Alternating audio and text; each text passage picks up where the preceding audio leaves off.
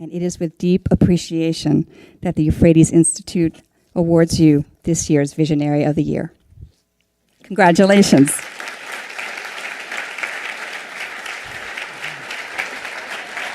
Praise God. Alhamdulillah. Thank you. You're welcome.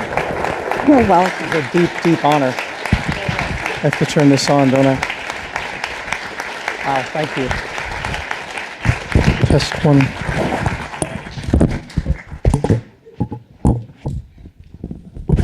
Praise God. Thank you very much. And as we say in the Middle East, Alhamdulillah. Praise be to God. This is an enormous honor, and I would like to accept this on behalf of the collective vision of all the people who couldn't be here tonight, who made this vision manifest, a vision that is, of course, God's vision in my belief system, and which would not have resulted in the successes that we had were it not for many of the voiceless and often faceless, tireless people around the world in marginalized communities who would never get the chance to come and be blessed by meeting you in person, but who share this vision in their heart and know that you share a common vision of a sustainable world that will bring the benefits to everybody and to all of creation. And I'd like to take you on a little journey to the place where this mission started for me, the Zebulun Coptic Christian community of Cairo, in the form of a music video so that you can feel a bit of what they experience and see if the vision that you have can reconcile with the vision that they have and see the similarities that we all share in common despite some of the material differences. For as we know, and I was delighted to see posted in the bathroom here today, we live in a spiritual universe, not a material universe. And the material manifestations are things to look with, as we do here, through the prism of light and see that the material is just the different colors that the divine light spreads out into. As your president told me tonight when we were having dinner, one God, one light, infinite rays. And so let's take a journey through that prism. This is a beautiful metaphor. Into the land of the Zebulun through music, a song that I composed with the Zebulun garbage pickers in their community and performed with them. And it goes like this.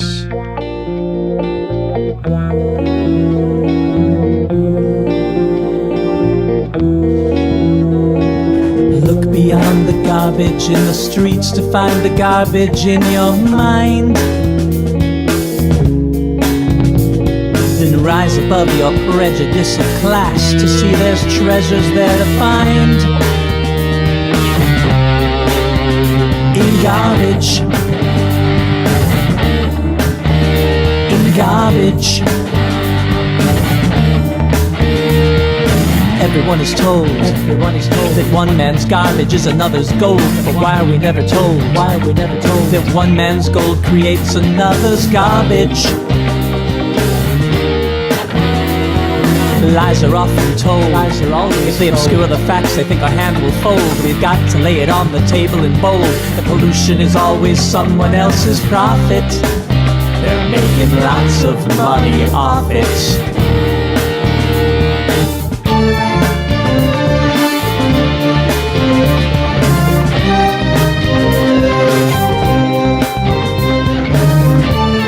So-called garbage into low-cost renewable energy solutions. You can keep the music up.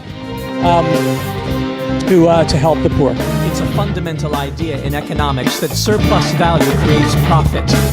If that surplus can no longer be extracted from labor, then it must come from the externalization of production residuals, what we call garbage. This means to both the firm and the family that negative externalities must never be paid for, must never be accounted for, must always be thrown into, dumped into somebody else's backyard. When we gonna learn that one man's gold creates another's garbage? It's an adage we recycle, we reverse the lesson, since we all earn our livings from a dustbin, from a trash heap of worn ideas gleaned from garbage.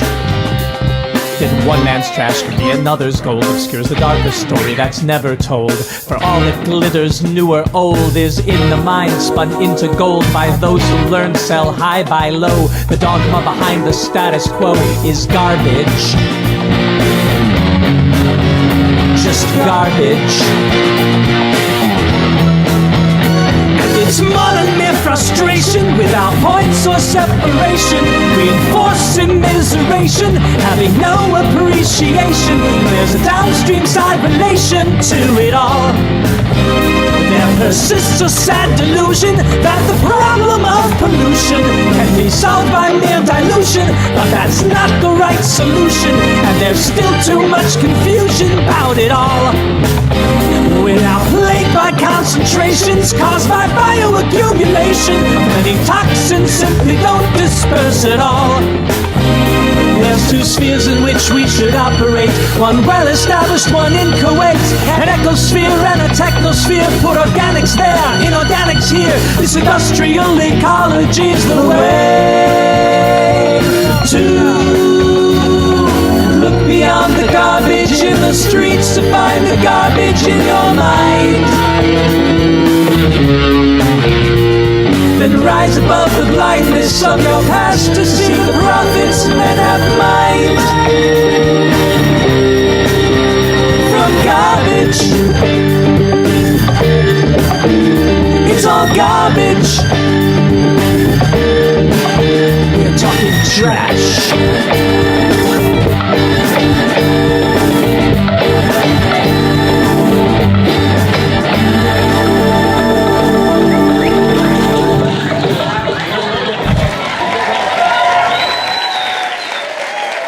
Thank you.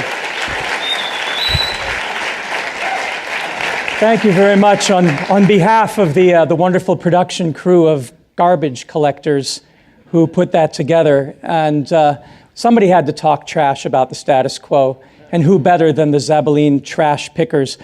But they had another message that they wanted me to share, and that they've allowed me, privileged me to share from their philosophy, being the Copts, who are one of the oldest groups of Christians on the planet. They said, you have to see the world through our eyes. We don't see this as a filthy, dirty place. For our preachers tell us when we go to church in Muqattam Hills, where the miracle took place, where the Jews and the Muslims and the Christians witnessed a miracle to keep them from fighting, where the mountain actually lifted and let the sun shine through. A blind beggar had predicted that he could stop the war through faith.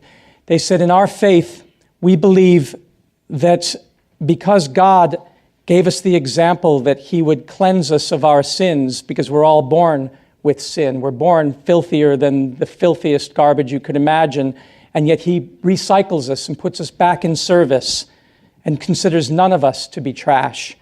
Then we cannot look upon any of his creation as unworthy, undignified, as trash or garbage. We have to follow God's example and put back into his service everything that he created after it has been sullied by our sin. And that was a new lens on sustainability for me, that we had this example from our living Creator, that there was no such thing as useless, trash, garbage, undignified, filth. Not that we couldn't sully things, we do, but that our Creator always brings them back. And that's what's happened in this ecology, on this wonderful little blue planet where only sunlight gets in and a little bit of heat gets out, and everything else just has to revolve. And once I began to look with the Zabbaleen optic at what the world could be, I couldn't see any part of the planet anymore as something to eschew. I was attracted then to go into every possible informal community or slum. I just got back, I flew on the night flight from Brazil, where we're working in the favelas. And yes, they're crime-ridden and drug-ridden, and there's just horrible things going on. But we see such promise and hope with the Zabbaleen optic. We go in, and there's something that Mao Zedong said back in the 1950s, which despite the horrible things that his regime did, still resonates with many of us in development. He said, for every new mouth that is born on the planet, 2 hands are born with it. It's what we do with those hands that makes our population dilemma solvable or unsolvable. And the Zabaline optic that we each have that radiant light inside us and that we can cleanse ourselves and everything our hands touches. That's the true Midas touch. Not transforming it necessarily into that temporary fixed capital that we call gold, but transforming it into that radiant goldness that comes from that one light that you mentioned to me at dinner. And I didn't know what my hands could do. When I first got into this field, I was an academic and I was studying for my PhD, and I knew that I could read books really well. And I could apply all sorts of hermeneutics and heuristics and apply different lenses to it. And then I could write these great papers that got me A's, and my professors would pat me on the back and say, you've got a great career ahead of you. But I couldn't build anything. These were useless except for typing at 80 words a minute.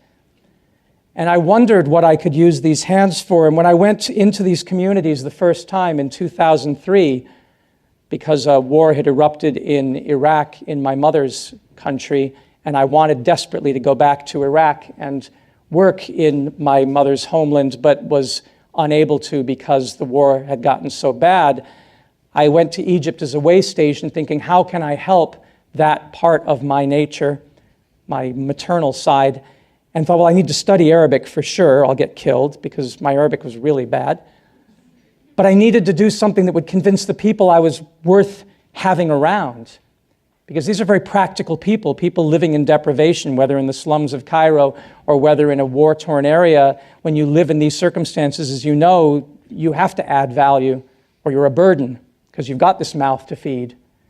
So I went stupidly to a meeting in the old Islamic section of Cairo, and I asked the local NGO, the Aga Khan Foundation, Trust for Culture, with all sorts of ideas in my head. I asked why they didn't use solar energy. I said, I've just been up to Israel, and they've even crossed into the Palestinian territories, and about 85 to 95% of the houses have solar hot water heaters. You have much more sun here in Cairo.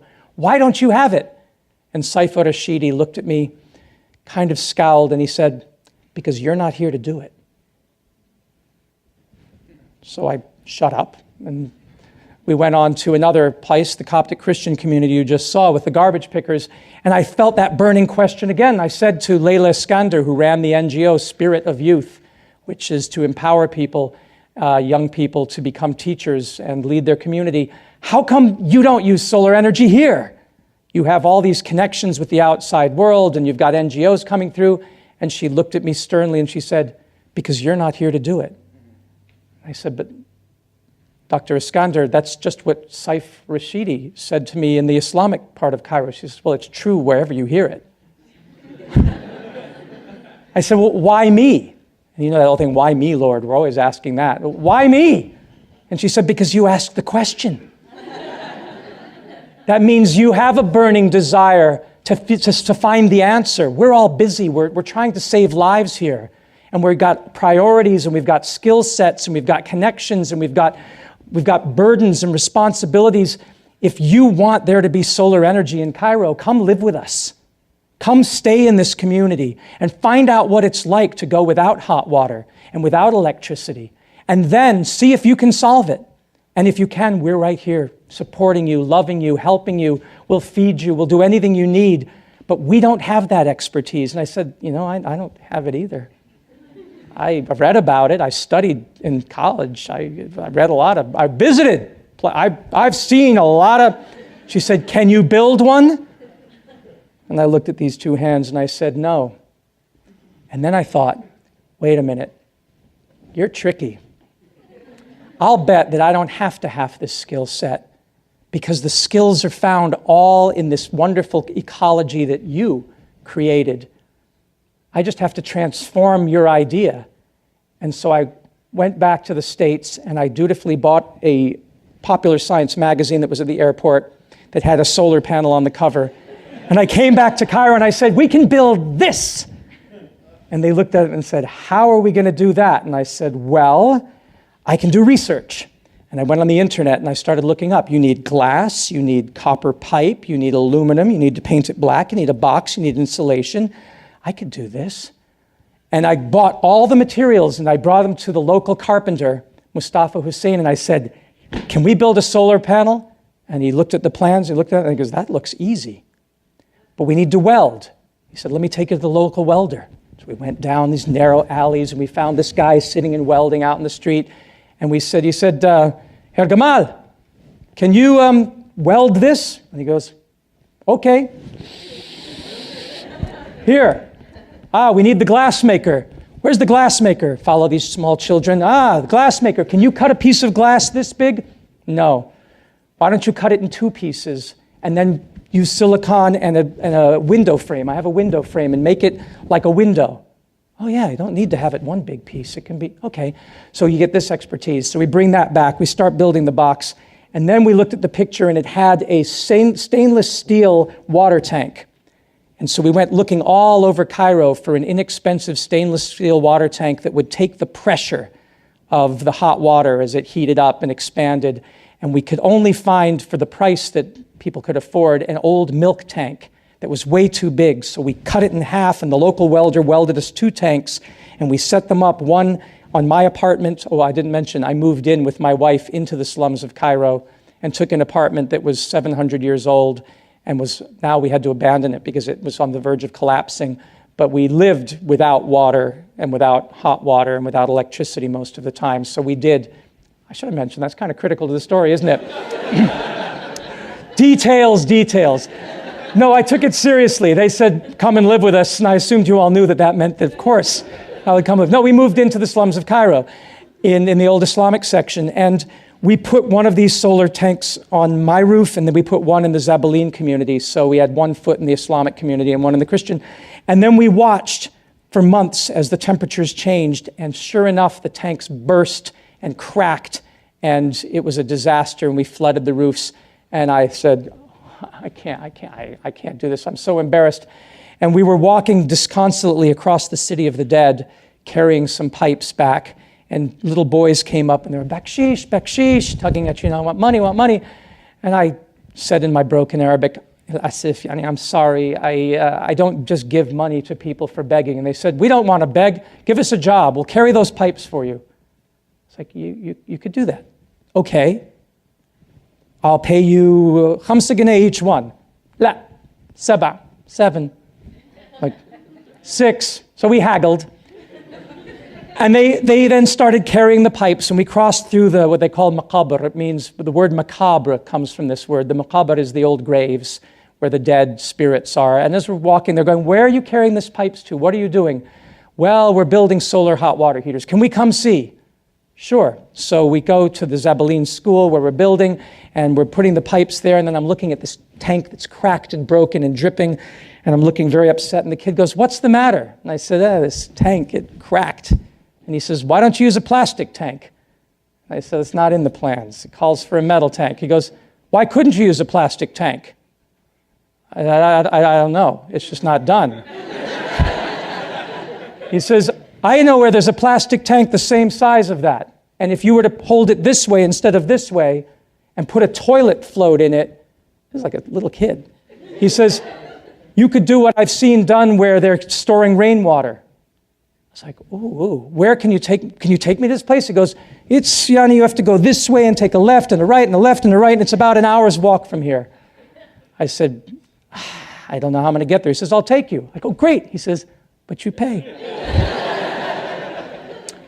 So he and his buddy negotiated. They got a good price. They led us through these narrow alleys. And we found this shop that took recycled shampoo barrels, these big 55-gallon type barrels.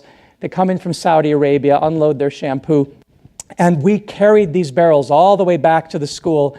And with these kids' help, we set it up. And we had to spend 6 months inventing a way of placing the toilet float valve at just the right place and putting the hot water and the cold water pipes at just the right place so it would always open and close at the right time when you turned on the shower.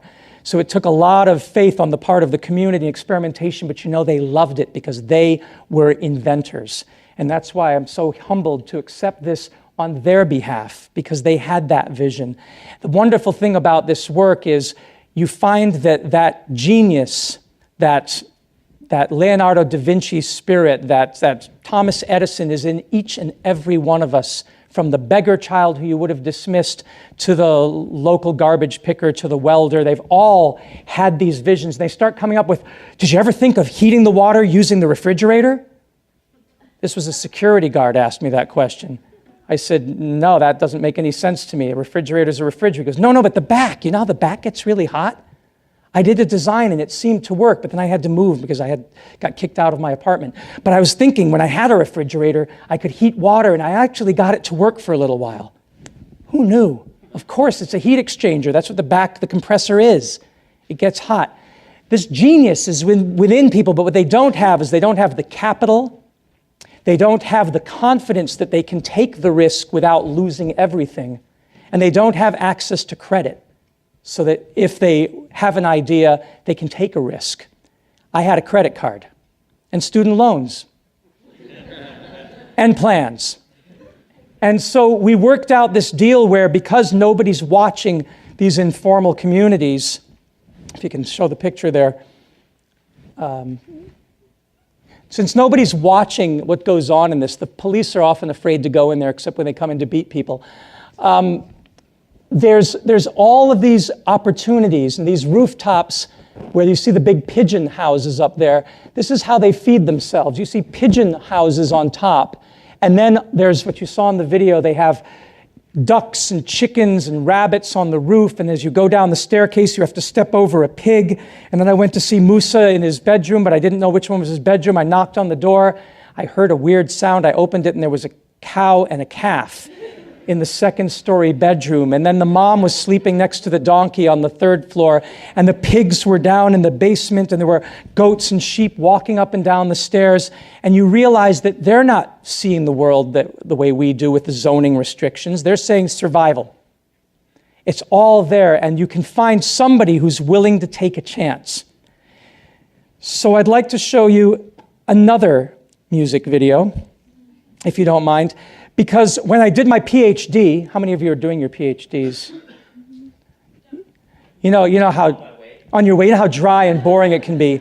I did a 900 household survey. I did about 210 households myself of these areas. And statistically, it turned out that 12% of households had no access to the sun when we analyzed the data. And this is Cairo. Why? Because Muqattam Hill, another building, the way that the architecture of their roof is. So yeah, it's sunny, but there's no sun. And they were 12% of 900 is a large number. So when you go out to 600,000 or 1 million people, you're talking about a substantial fraction that cannot use solar energy for all of its promise. And I just founded this NGO and gotten USAID funding to train people to build solar hot water heaters, solar cities, solutions. And we were going to build solar, and all these families said, well, what about us? Where's our solar energy? And we talked about putting heliostats up with mirrors on somebody else's roof that would bounce the sun back to theirs. It was completely unfeasible. And then I watched YouTube. Because we always did these nights. Well, let me tell you the story a little better than that. I went back to California, to the University of California, where I was doing my PhD, was doing a solar consulting job.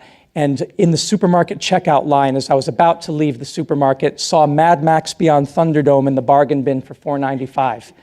And I'm waiting to pay, and I look at the back, and it says, in this dystopian future thriller, Tina Turner runs a city on pig waste as Mel Gibson fights to defend the blah, blah, blah, blah, blah. And I thought, they've got pigs. Bing, the sign. So I got back on the airplane this time and went back to Cairo with a little 3M projector and set up a screen with a sheet on the roof with all the animals and showed them Mad Max Beyond Thunderdome. And they said, let's do it.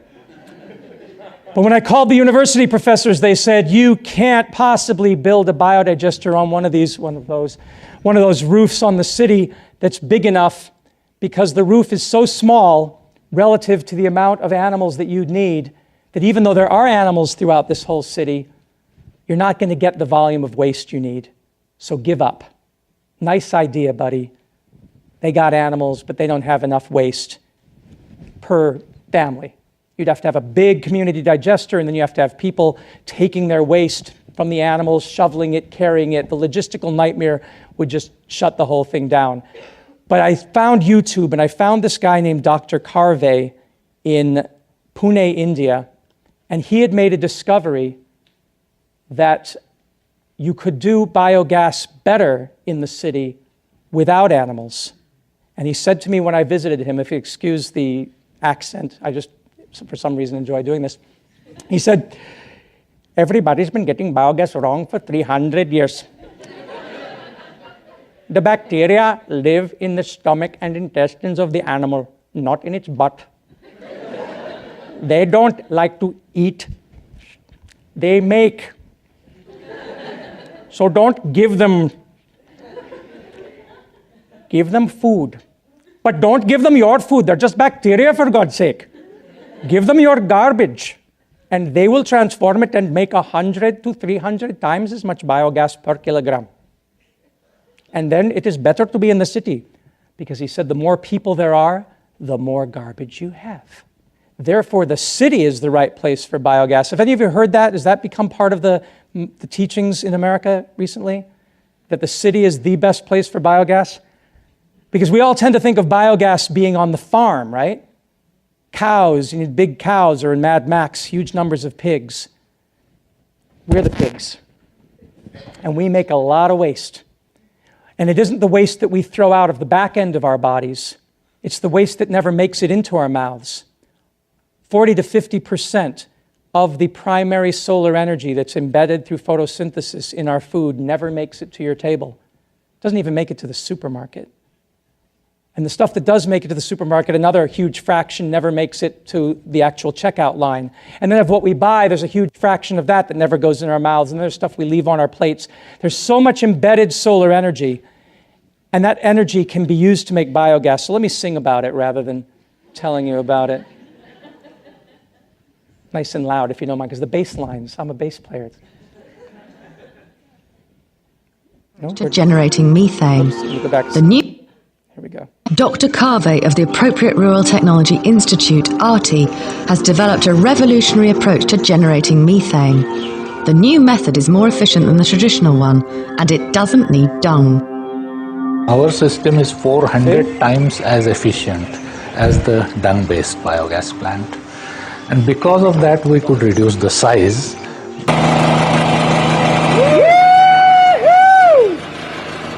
We have light. Let there be light, God said. And the light, it was made from biogas. And the gas, it was made from bacteria. You have plugged in the light. Hi, this is TH Culhane from Solar Cities, and we're standing here. It's me pushing. If I push that, I keep the lights going. Anyway, we are now running our first 4-stroke 6.5 horsepower engine on the biogas that Hannah has produced. You can hear me shaking it and pushing the last gas out. And anyway, we're running our engine and making this light out of biogas from yesterday's kitchen garbage. Yeah, that's true. Of that gas, and the light is about to go out. Thank you for Solar Cities. I'm TH Culhane with our first successful biogas engine conversion on the rooftops of the Zabaleen community in Cairo, Egypt. And this is our biodigester, otherwise known as our sacred cow. Imagine that this is the cow's mouth, this is the cow's throat, and this is the cow's stomach. When you feed the cow, it's going to pass gas. That's right. And that gas is going to be under pressure. Making biogas is a gas. It's the same gas as the gas we pass. Making biogas is a gas. It's the same gas as the gas we pass. When you see trash piled in the middle of a third world country street, and you hear the food for fuel debate and wonder how it eats, would we really save much energy if we all gave up meat?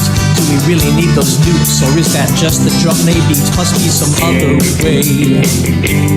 Is there another way? You bet your ass. And it's a gas. And it's a blast. It's biogas. Yeah, biogas. We lived through the age of stupid. West was king of fools, spreading blatant propaganda that we needed fossil fuels. But we've always had bacteria and other microbes too, making methane gas and alcohol and other biofuels since Henry Ford.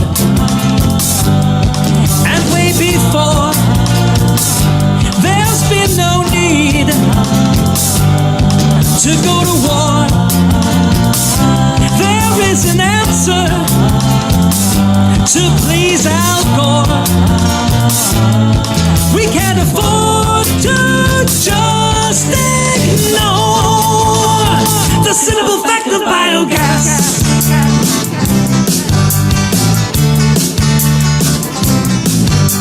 Methane from microbes and garbage recycled by thermophils, mesophils, hydrophils too. This is the only true natural gas. The other is still fossil fuel. Fossil fuel. Don't be fooled. It's time we switch to biogas. Yeah. Don't you think it's kind of funny, all the research, all the money that we spend each year on nukes and fossil fuels, when every city, every household has enough organic garbage to produce all of the energy we use? Cause everybody has bacteria from the South Pole to Siberia, and they live to turn our waste into new fuel. There is no energy crisis. Christ, the planet's trying to help us. All the answers are in nature, ain't that cool? Let's change the rules. We have the tools. Harness the sun and biofuel. Use things that last. Forget the past. We must move fast. Jump in and make some biogas. Anybody can make biogas, folks. You can try this one at home. Just a couple of plastic containers, one filled with some gravel and water and manure or lake mud for the microbial starter culture, the other to collect the gas. Feed the tank your kitchen waste today, and tomorrow you get up to 2 hours of truly natural gas. Cause making biogas is a gas. It's the same gas as the gas we pass. Microbes are taking care of business every day, taking dirty business and making it okay. Aerobic respiration is the pathway that we use. It starts with hydrolyzing food wastes into simpler molecules. Acetogenesis forms hydrogen, acetic acid too. They're reassembled by methanogens into a gaseous brew of CO2 and CH4, which we can burn or we can store. It can be used to cook or heat our homes, run generators, refrigerators, cars and trucks and more. It's time we switch from oil, no need for nukes at all. It's time we switch to biogas. Making biogas is a gas.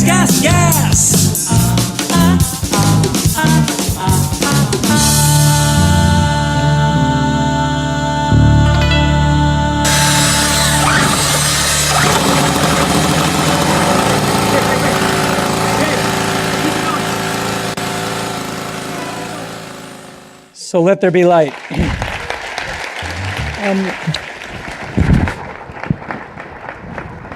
I know I'm covering the microphone. I hope you can still hear me. Biogas is so safe, so tractable, so easy to produce that when Dr. Carvey shared this technology with me in the slums of India, I was smitten. And the first time that a family, I think you saw the picture of them or somewhere in here, there's a picture of the family. Maybe I can just scroll through and actually honor them with, yeah, there they are, with the picture. No, that's my wife. She needs to be honored too for letting me do it on our porch. When this family took me into their home and they said, here, have some tea and have a meal, some chapatis, and they were cooking on this beautiful stove with this clean blue flame, a flame much like, like this, although it was bluer, there, so like that. No smoke, no worry. I keep putting it out because I'm not squeezing hard enough. But I won't keep it going. I have something to do with this. I don't want to waste all the methane. Oh, no, it's okay.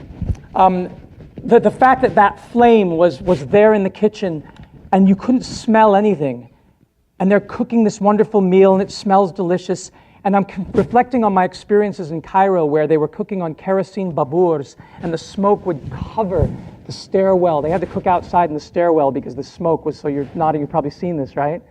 But, and you knew that, the statistics are that in most major cities, like in Kathmandu, about 10,000 women and children die of respiratory illness and cancer every year because of the cooking smoke from either firewood or charcoal or kerosene. Horrible thing, and here was this completely immaculately clean ceiling and wall, no sign of particles, no smell, no smoke at all, and everybody's smiling, and they served this meal, and they said, whoa, wait, where's this coming from? And I'm looking for the bottle, and they're saying, no, this is biogas. I'm like, yeah, but it's got to be coming from something. They point to this rubber hose, which I think we left in the lab, but yeah, it was just a rubber garden hose, and I follow it up the stairs. It's outside, you can see the green garden hose, but I'm coming out the stairs, looking out the windows, and get up to the roof, and see it going into a water tank. And I said, that's your biodigester? They said, yeah, we just pour our food waste into it, and then we get this wonderful liquid fertilizer, which is responsible for why some of this food tastes so good, because we grow all our fruits and vegetables, and it's better than compost. And I cried. And they saw tears coming down my face, and they said, why does this make you sad? And I said, no, it's not sadness. It's like the Holy Spirit just invaded me and went, wake up.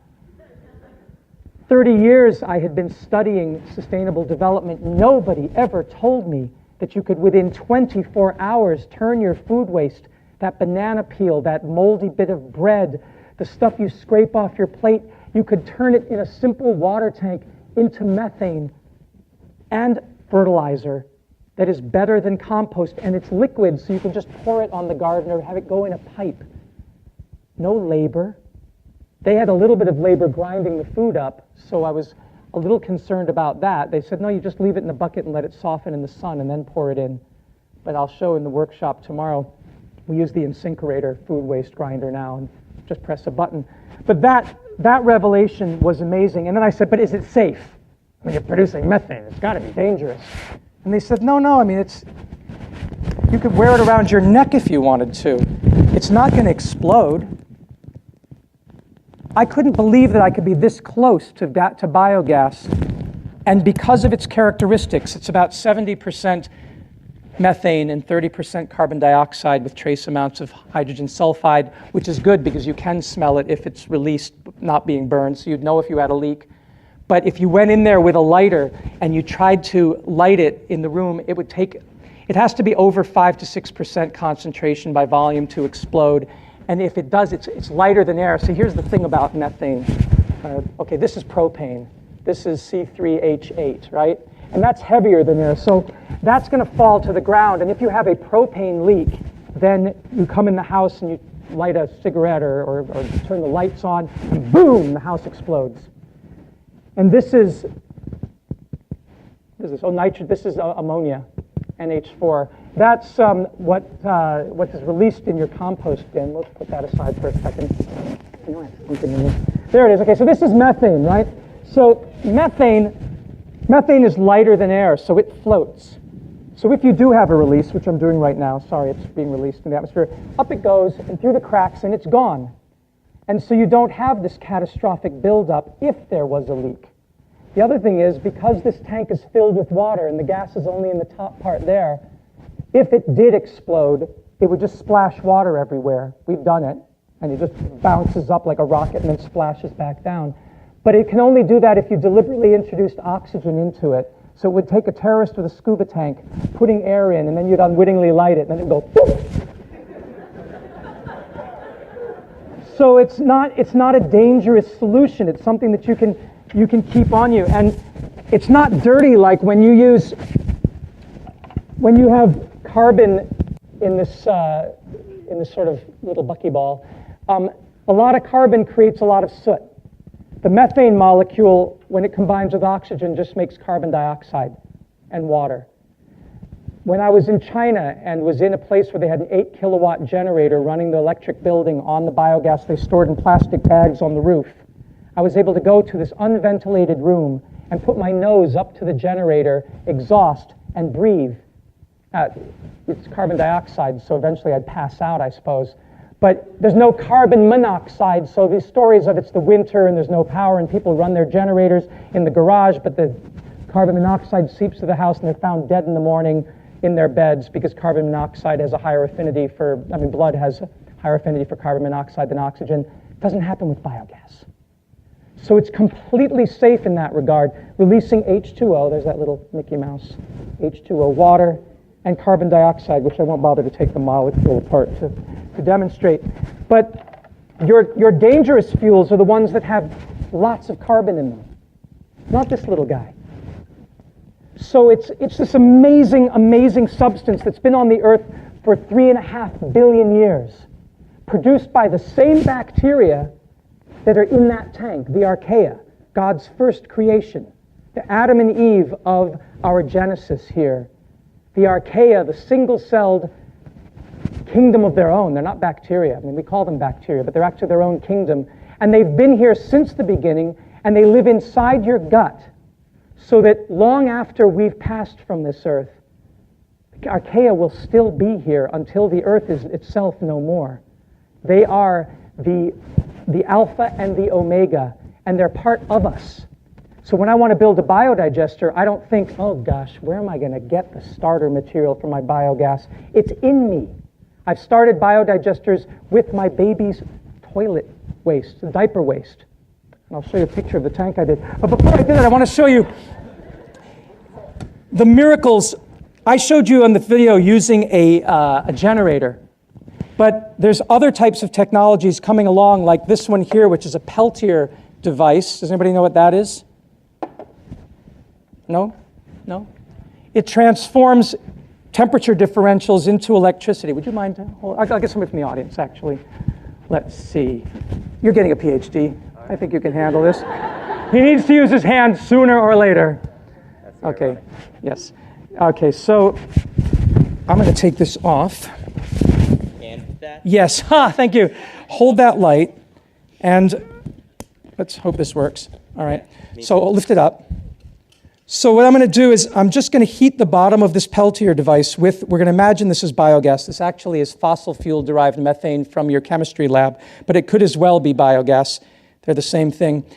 And just keep it. High enough? Yes, that's high enough. We just have to give it time to warm up. Okay, now you stop shining that in my eyes. That's really bright. Ow. No, shine it to their eyes. Oh. Oh. The light? Oh, yes, shine it. Go ahead. Shine the light upon them. No, you've got to hold it up so they can you see? Oh, he's seen the light. He's seen the light. Can everybody see that? It's, and you can pull it out and put your cell phone in there if you want. It's a USB charger. And this way, women in villages in Palestine and in India and Nepal, the places we've been, if we can supply them with these, they have a light source to cook by. They can charge their cell phones. You probably know every other country on the planet is using cell phones in the poorest of poor communities. We were one of the last countries to adopt cell phones universally. We found them in African villages long before we ever had them in the United States because people's lives depend on them. It does get hot, doesn't it? So this is the way that modern technology with ancient technology from these archaea can be used to make our lives better so that every bit of so-called waste heat can be captured and generate electricity. It looks like a magic trick, doesn't it? But it's real. Please do try this at home. We're not professionals. And so thank you very much. A big hand from, what's your name? Gabriel. Gabriel, big hand for the angel, Gabriel. No, you're done with it. You can actually, you know what you could do? What? You could sit down in that chair right there and just keep the flame going for us while I continue. Oh. Because just until the gas is gone, might as well. There. There you go. Oh, you're going to have to, we'll need somebody else to come up here and help you. Yeah, that's going to be. So easy, I can do it with one hand. Can you? Okay, there you go. Yeah. All right. And then you can read. You want to help him? Yeah. You stand here and you hold the light. Okay, so I just want to run through very quickly some of the technologies that we're doing at Mercy College that we hope we can share with you at Principia for this. You see, we believe now embedded solar energy in food waste is a constant and reliable source of energy that's available day and night, come rain or shine, every day of the year. The problem with sustainable development technologies, as you all know so well, is their intermittency. The sun doesn't always shine. There's cloud cover. There's nighttime when the earth turns. There's ridiculous ideas that if we put up solar-powered satellite stations that orbit the earth, we might be able to beam it down in microwaves. And I actually met the Indian scientist who says he's getting that going, and he's quite sincere and quite brilliant, and I think they will have a solar-powered satellite station before the end of the decade. But it's expensive. And then there's schemes with wind power, which are wonderful, and the wind does blow most of the time, but then it stops. And then you have the great ability to capture the waves and to capture the tides, and you have the ability to capture the rain in the form of massive hydro or micro hydro, depending on your preference and the ecology that you're embedding it in. There's ways of capturing all these things, but none of them are constant. And most of them are really high investment. But one thing that is constant is toilet waste and kitchen waste. You will have it every day of your life for the rest of your life, and your children and grandchildren will have it too. And when you run out, you're dead. I found people in Alaska when I was up there who had toilet waste and kitchen waste. I found people in Botswana who had it, in the deserts of Jordan. Everywhere I've gone, I've said, do you have any toilet waste? And they go, too much. Do you have kitchen waste? Too much. And so I began to think maybe that's what solar energy should be all about as the first stop on our journey. Capture all of that radiant sunshine that got embedded in plants and embedded in animals that ate plants and then embedded in us when we ate the animals and plants, and use that first. And then when we've used all of the waste up and there's no more garbage, oh gosh, what are we going to do? We've run out of waste. We still got things to power my plasma TV. What am I going to use? Then we might use the stored energy from direct sunlight. And oh no, we've used up all of that. Then we'd go on to the wind. And well, we've used up all the wind that's available. Okay, then go on to geothermal, ground source heat pumps, tidal power. You start listing microhydro until you've gotten all of that. And then you say, but we still want more. And you say, okay, maybe we can negotiate and talk about using some of the natural gas reserves, the fossil biogas that was produced and stored. But we got to be careful and make sure that it's being cycled back into the biosphere with carbon sequestration. And when we've worked out that way of eliminating negative externalities, if we still need more energy, then we will, of course, turn to energy efficiency so that we don't need more energy. And if we push those limits so that we absolutely still need more, well, then we're stupid.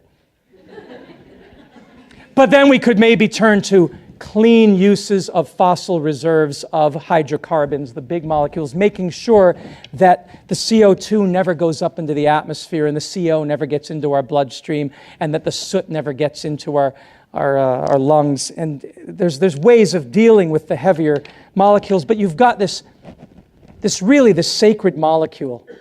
And I have to say that there's been a lot of talk about hydrogen. And it's so sexy. I mean, it's just two little hydrogen atoms, right? I mean, do you believe me? It's pretty, right? It's so simple, but it's really dangerous. I'll be demonstrating that tomorrow in my workshop. It's easy to produce. You can produce it through electrolysis using some of your precious biogas or some of your precious sunlight or some of your precious wind. You can electrolyze water. You can electrolyze urine, as the girls in Africa did, and get more because urine, that's why I brought this, urine is got a lot of hydrogen, see, NH4, ammonia, NH3, ammonium, right? So you've got this extra source of hydrogen, but you know, every time I've collected, I would not be sitting with hydrogen in a bag around my neck like that. Did the light go out? I think it's because the flame's not beginning. It was on earlier. It's not. It's out. Do you know why it's out? The water's too hot. These operate on a temperature differential between heat on one side and cold on the other. Now, if you had an ice cube and we dropped it in, the light would go back on, which is kind of cool. But that's why I wanted you to see that. It's, there are limitations. Ow, it is hot. Limitations to this technology. But my point is that hydrogen, for all of the touted promise of the hydrogen economy, makes no sense in my vision or the vision of the people that I work with around the world, because they are risk averse. Nobody wants to have the explosions that hydrogen can cause. They're pretty powerful. And it's a wonderful fuel. Yes, it produces water as its only output, but a little carbon dioxide from biogas is part of the carbon cycle, and so it's not going to add to greenhouse warming. So what we've suggested is that all hydrogen that's produced is fed to the bacteria who turn it into methane, which can then be broken back into carbon dioxide and water, then taken by microorganisms, turned back into acetic acid and hydrogen. You remember that slide in my presentation, the scientific part? Acetic acid photogenesis, and there's a little rat part. All the science was in there. The acetogens will make acetic acid, they'll produce hydrogen, and then the microbes will turn it into methane. And a methane economy is completely feasible and doable. It's the safest use of hydrogen. So what we're experimenting with at Mercy College is we do make hydrogen. We take aluminum foil from dinner plates and aluminum cans that people chuck away that are not being recycled, and that dirty, filthy aluminum foil covered in chicken grease. We put it in with some ash from potassium hydroxide ash from wood fires. We did it in Nepal with the Sherpas. And then it dissolves it and turns it into hydrogen and into an oxide of aluminum. And we collect the hydrogen. And then we feed it to the biogas tank, which is a great use for hydrogen. And they run cars on biogas. There's refrigerators. My refrigerator at home runs on biogas. You can run air conditioners on biogas. There's nothing you can't do with biogas. It's a combustible but very safe flame. So in Mercy College, for example, this is what my lab looked like last semester. That's a bicycle incinerator that the company made for us so that you don't need electricity and you pedal and you grind up your food waste. And then it goes into these IBC tanks, and then we were storing the gas in inner tubes. And I'm glad you, but no, I think that's fine. Let's give him a big hand. He's sat very patiently, keeping the flame going. But that's what we really need. People like you who are going to keep the flame going, never let the light go out. Well, we need people like you to first light the flame. Thank you. Oh, thank you. Oh, this is, yes. Another use of biogas. If you're wondering how you store it, when you have IBC tanks like these, which you can get, these totes, I innovated the use of these because everywhere I traveled in the world, you couldn't find adequate tanks to do biogas, but these are the international bulk containers that they ship everywhere. So my reasoning when I got to Egypt and Alaska and Botswana is I can always find one of these. They're just, you see them everywhere on the road. And I was able to make a simple modification where I took a 2-inch pipe that was the throat of the cow and then a 3/4-inch pipe for the fertilizer to come out from halfway in the tank, and then on the left top there, a gas outlet. And that's it. You're done. You've built a biogas digester. It's that easy. But storing the gas is a problem, so this is filled with gas. And to get it out, all you have to do is lie down. And out it comes. So you can sleep and cook at the same time. But literally, that's how safe biogas is. I do not hesitate in my own kitchen to bring bags of gas like this and cook. And did we figure out how many liters this was? 0.1 cubic meters. 0.1 cubic meters, so that's 1/10 of a cubic meter. So that's about 100 liters. This is 15 minutes of cooking on a single burner in your house. That can be produced, one of these tanks produces 10 times that amount every day. So you can get about 2 hours from that tank. And if you had 10 of these, then you could cook for 150 minutes, which is over 2 hours. So that's one of the things, if you're ever wondering, how do I store the gas? Well, you can store it like that. The students love it. It's very easy to make, and you've got, in the lab, we often bring in high school students to be the next generation and learn. And here's the equivalency. This is for those of you who want to know what biogas can do. So 1 cubic meter, which is that IBC tank, is equivalent to 5.2 kilograms of carbon tetrachloride, which you might need in your chemistry lab, 0.7 kilograms of petrol. It can run a 1 horsepower motor for 2 hours, can generate 1.25 kilowatts of electricity. You could drive a 3-ton truck 2.8 kilometers, and you can cook 3 meals for a family of 5 or 6. And you can produce that every day at home from the food waste produced by a family of 4 to 6 people. And if you live near a Denny's or an Arby's or McDonald's, then you can fill lots of these. So it's very easy to use. So we're going to be building it for our cafeteria. But we're not the only ones who believe in this. I've been funded for my Brazil trips by Incinerator Corporation out of Racine, Wisconsin, whose parent company, Emerson Electronics, is right from here in St. Louis.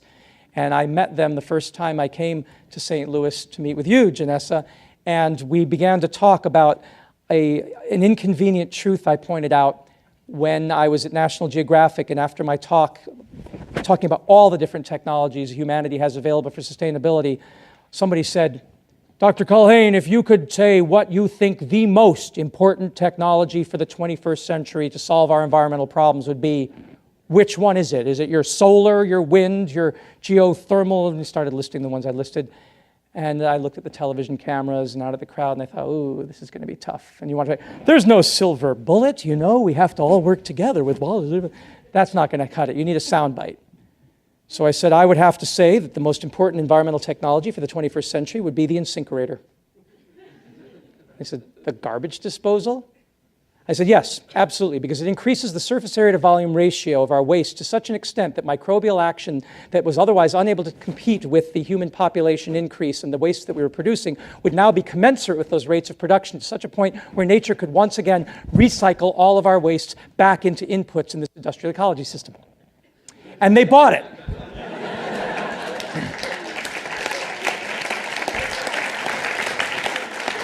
So I said to them, I was leaving the stage, and as I was walking, a man tugged at my sleeve and said, Dr. Culhane, are you serious? You really believe the food grinder is the most important environmental technology? And I said, yeah, I stand by that statement. I started talking about the Devonian Silurian epoch when jaws and teeth evolved, and there was an explosion in macroorganisms because of the rates of production. And he said, well, then meet my wife. This is Ginny Bush. She's from St. Louis, as I am, and she's working on a campaign with National Geographic to save wildlife. And you said in your talk that you could stop deforestation if everybody used biogas. They wouldn't cut down trees for firewood or charcoal. And I said, absolutely true. She said, well, this is great. And you think that grinding food in these areas would accelerate that, so decelerate the deforestation. I said, yeah, in Tanzania, at Jane Goodall's site, we were using mortar and pestle, cassava things, and it's a hassle. Nobody wants to do that. But if we had a bicycle-powered incinerator, then we could just have everybody pedaling and grinding their food, and it would turn in 24 hours into their gas, and it would be clean, and you wouldn't have to cut the forest. Women wouldn't be attacked when they're walking out into the forest. Children wouldn't be exposed to snakes when they're out with their mothers. I mean, there's all sorts of problems going out to even collect the firewood, if it's even there. And he said, well, Ginny's father is the chairman of Emerson Electronics. And I said, I'm sorry, I don't get the connection. And she said, we make incinerators. And that started a love affair between me and them. I hope they love me as much as I love them.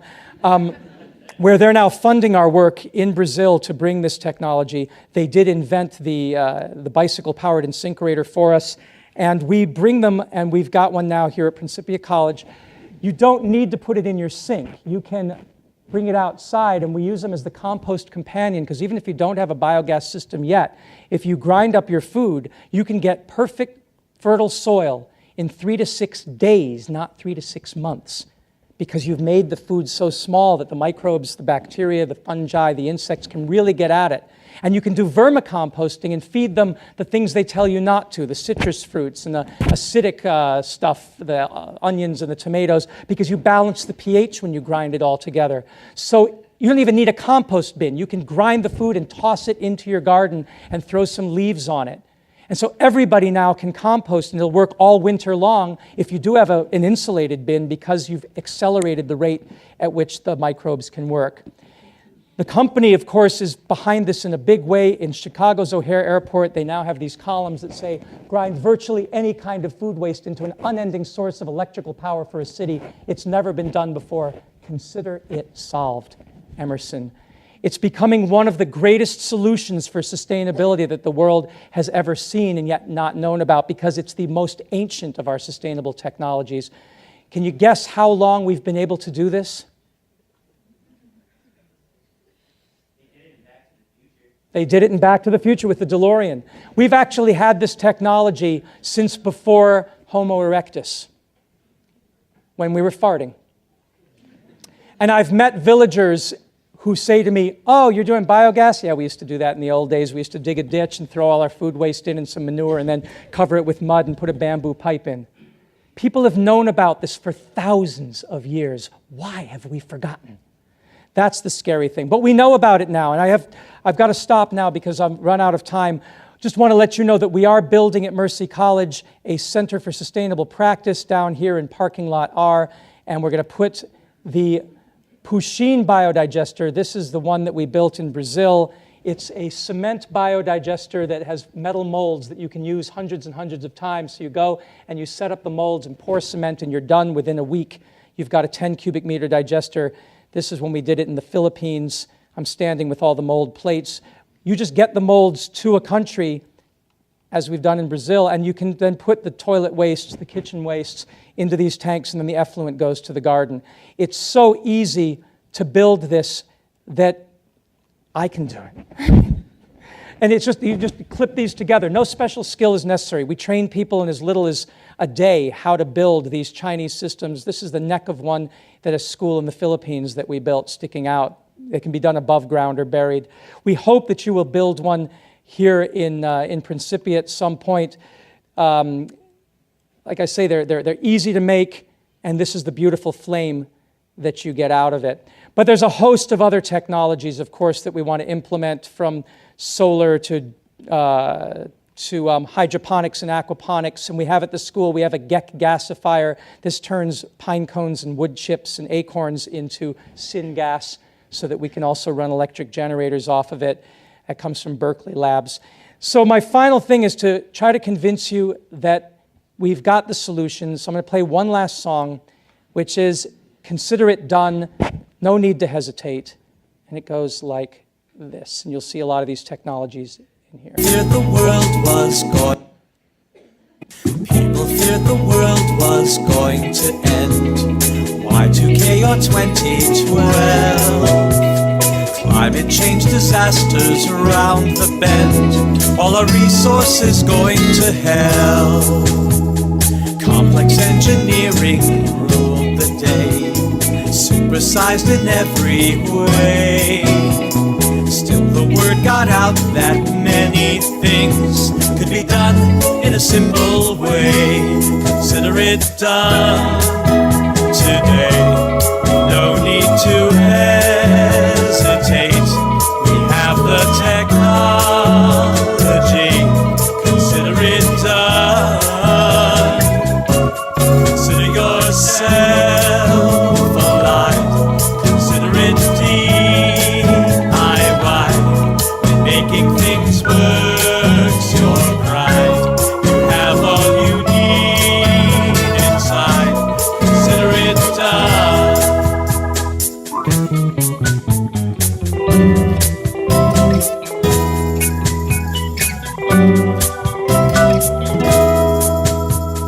Politics are always in our way.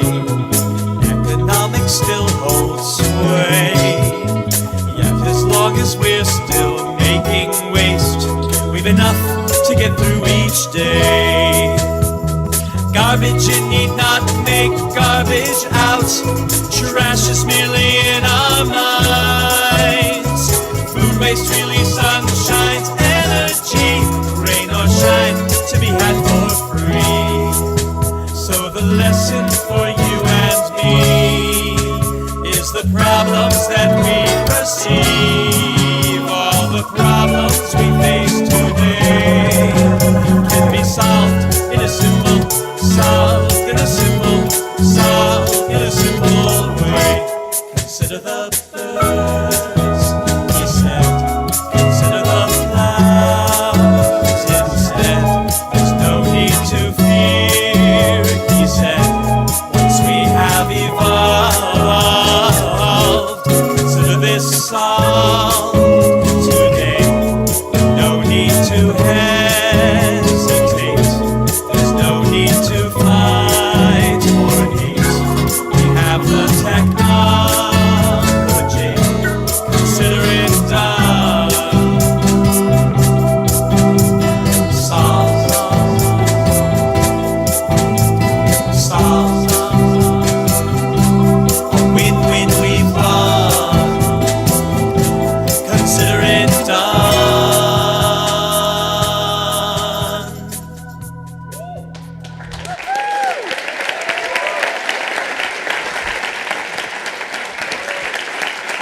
Thank you. Wow.